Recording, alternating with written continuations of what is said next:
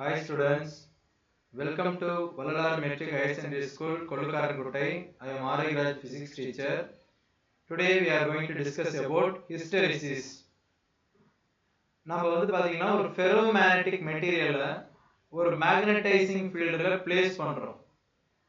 எதுக்காக பிளேஸ் பண்றோம்னா to get magnetized. அப்ப அது ஒரு மேக்னெட்டா மாத்துறதுக்காக the ferromagnetic material is placed in the magnetizing field. How the ferromagnetic material behaves in the magnetizing field அப்படினு சொல்லி நம்ம பார்க்கலாம்.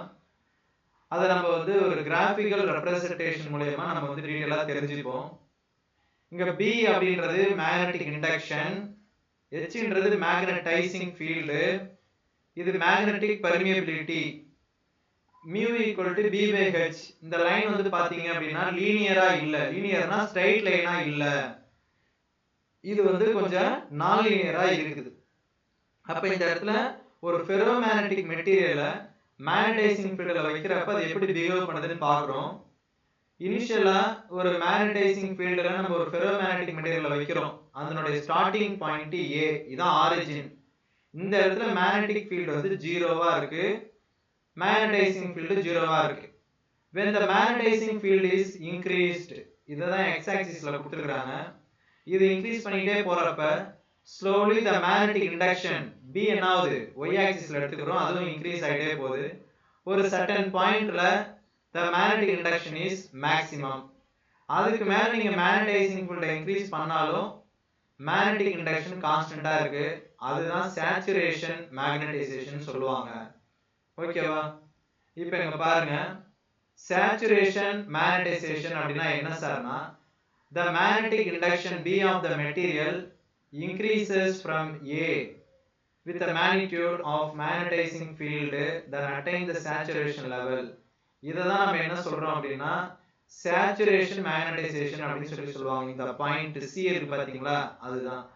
அப்ப the saturation magnetization is defined as the maximum point up to which the material can be magnetized by applying the magnetizing field. இதுதான் என்னது saturation magnetization அப்படினு சொல்லுவாங்க. ஓகேவா? நெக்ஸ்ட் பாத்தீங்க அப்படினாக்க இந்த கிராஃப்லயே நம்ம டீடைலா தெரிஞ்சிக்கலாம்.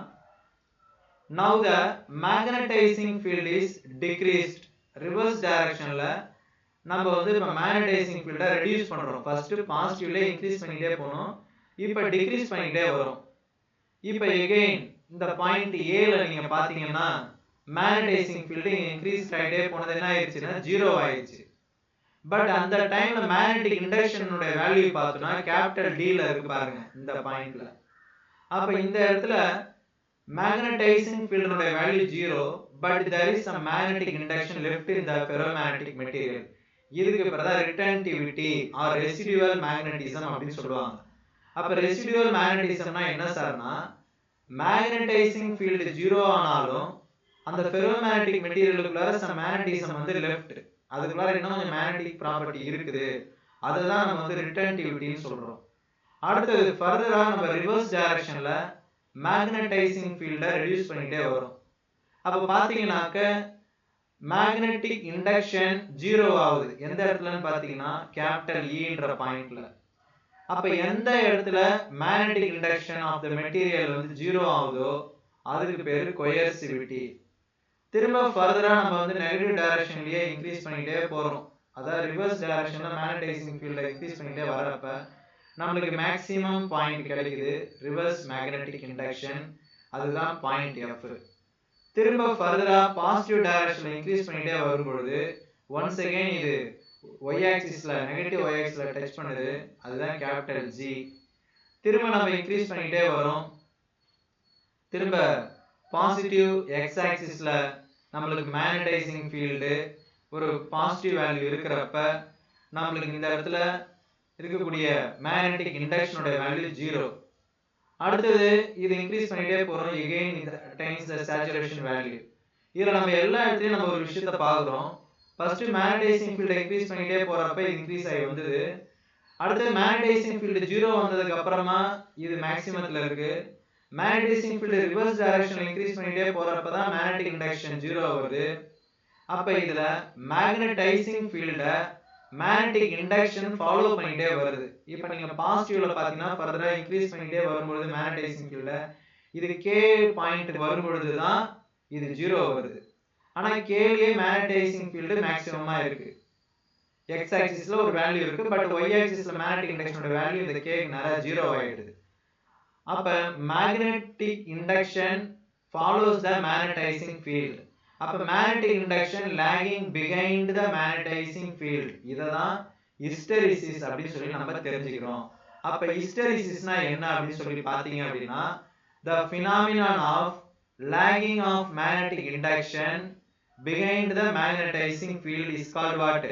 Hysteresis. அப்ப hysteresis means lagging behind. இது ஒரு 2 மார்க்ல கேட்பாங்க hysteresisனா என்ன அப்படினு. hysteresis loop அப்படின்றது AC DE FG KC அப்படின்றதா என்னது hysteresis loop. ஓகேவா? இப்போ நம்ம previous பேஜ்ல நம்ம பார்த்தோம் இந்த டயகிராம் தான் AC DE FG KC. இதான் என்னது hysteresis loop. ஓகேவா? அடுத்து நெக்ஸ்ட் பாருங்க. இதுல நம்ம ஒரு சில பாயிண்ட்ஸ்லாம் நம்ம நோட் பண்ணனும். இப்போ நான் உங்கள்ட்ட ஆல்ரெடி சொல்லியிருந்தேன் ரெமனன்ஸ் ஆர் ரிட்டன்டிவிட்டி அப்படின்றது மேக்னடைசிங் ஃபீல்ட் டிஸப்பியர் ஆனாலும் அந்த மெட்டீரியலுக்குள்ள some magnetism is retained இருக்குது. இதுக்கு பேர் தான் ரிட்டன்டிவிட்டி ஆர் ரெமனன்ஸ்னு சொல்லுவாங்க. அடுத்து ரிவர்ஸ் டைரக்ஷன்ல மேக்னடைசிங் ஃபீல்ட் இன்க்ரீஸ் பண்ணிட்டே போகும்போது அங்க some magnetism is left in the material. அதுதான் ரெசிடுவல் மேக்னடிசம்னு சொல்றோம். அது அப்புறமா தான் 0 வருது. புரியுதுங்களா? மேக்னடைசிங் ஃபீல்ட் 0 ஆனாலும் இங்க பாருங்க இந்த இடத்துல வந்து மேக்னடைசிங் ஃபீல்ட் 0வா இருக்கிறப்ப இங்க இந்த ப்ளூ கலர் லைன் இருக்கு பாத்தீங்களா? இந்த இடத்துல நமக்கு கொஞ்சம் மேக்னெட்டிக் இண்டக்ஷன் இருந்தது. இதுக்கு பேர் தான் ரெமனன்ஸ். இந்த இடத்துல வந்து பாத்தீங்க அப்படினா மேக்னெட்டிக் இண்டக்ஷன் 0 ஆயிருச்சு. பட் மேக்னடைசிங் ஃபீல்டுக்கு some வேல்யூ இருக்குது. இதுக்கு பேர் தான் கோயர்சிவிட்டி அப்படி சொல்லி நம்ம தெரிஞ்சுக்கிறோம். மெட்டீரியல்ஸ் வந்து இந்த ஹிஸ்டெரிசிஸ பேஸ் பண்ணி 2 டைப்பா டிவைட் பண்றாங்க. Hard, soft magnetic material. இதுல நம்ம இந்த கிராஃப்ல பாக்குறோம். ரெட் கலர் லைன்ல கொடுத்திருக்கிற லூப் வந்து ஹார்ட் மெட்டீரியல்ஸ்னுடைய லூப்.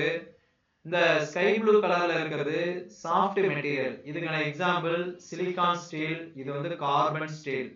இதுல ஏரியா ஆஃப் த லூப் பாத்தீங்கன்னா ரெட்டுக்கு தான் மேக்ஸிமமா இருக்கு, ப்ளூக்கு கம்மியா இருக்குது. இந்த ப்ளூல நீங்க இந்த இடத்துல பாருங்க இந்த ரெசிடுவல் மேக்னடிசம் ரிட்டன்டிவிட்டியோட வேல்யூ பாருங்க. ரெட்டுக்கு வந்து கொஞ்சம் மேக்ஸிமத்துல இருக்கு, ப்ளூக்கு கொஞ்சம் கம்மியா இருக்குது அப்படின்றத நம்ம தெரிஞ்சுக்கிறோம். ஓகேவா? அடுத்து நெக்ஸ்ட் இந்த டேபிள்ல பாத்தீங்க அப்படின்னா நம்மளுக்கு difference between hard and soft ferromagnetic material. இப்போ எக்ஸ்டர்னல் மேக்னெட்டிக் ஃபீல்ட ரிமூவ் பண்ணதும் எப்படி ரெண்டுமே பிஹேவ் பண்ணுது அப்படின்னு சொல்லி பாக்குறோம். இங்க மேக்னடைசேஷன் டிஸப்பியர் ஆயிடுச்சு, இங்க கொஞ்சம் இருக்குது. Area of the loop blue colour line small, இது லார்ஜ். ரிட்டன்டிவிட்டி அதாவது y ஆக்சிஸ்ல மேக்னடைசிங் ஃபீல்ட் 0வா இருக்கிறப்ப மேக்னெட்டிக் இண்டக்ஷன் சாஃப்ட் மெட்டீரியலுக்கு லோவா இருக்கு, ஹார்ட் மெட்டீரியலுக்கு ஹையா இருக்கு. கோயர்சிவிட்டி சாஃப்ட் மெட்டீரியலுக்கு லோ, ஹார்ட் மெட்டீரியலுக்கு ஹையா இருக்கு. சசெப்டிபிலிட்டியோட வேல்யூ சாஃப்ட் மெட்டீரியலுக்கு ஹை, ஹார்டுக்கு லோவா இருக்கு. ஹிஸ்டெரிசிஸ் இது லெஸ், இது மோர், அதாவது லாகிங்ல இருக்குது. அடுத்தது யூசஸ். இது எதுல சார் யூஸ் பண்றோம்னா டிரான்ஸ்ஃபார்மர்ல கோரா யூஸ் பண்றோம். ஸ்ட்ராங் மேக்னடிசம் ப்ரொடியூஸ் பண்ணதுக்கு எலக்ட்ரோமேக்னெட் யூஸ் பண்ணுவாங்க. அதுல சாஃப்ட் ஃபெரோமேக்னெட்டிக் மெட்டீரியல்ஸ் தான் கோரா யூஸ் பண்றாங்க. பர்மனன்ட் மேக்னெட் லோ பவர் டைனமோல யூஸ் பண்ணுவாங்க. இது வந்து ஹை பவர் டைனமோல யூஸ் பண்ணக்கூடியது. Example for soft materials soft iron, mu metal, ஸ்டெல்லாய்.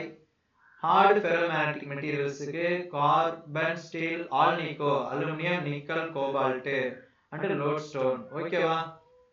இது எல்லாமே சாஃப்ட் அண்ட் ஹார்ட் ஃபெரோமேக்னெட்டிக் மெட்டீரியல்ஸ்னுடைய டிஃபரன்ஸ். ஓகேவா? Thank you students.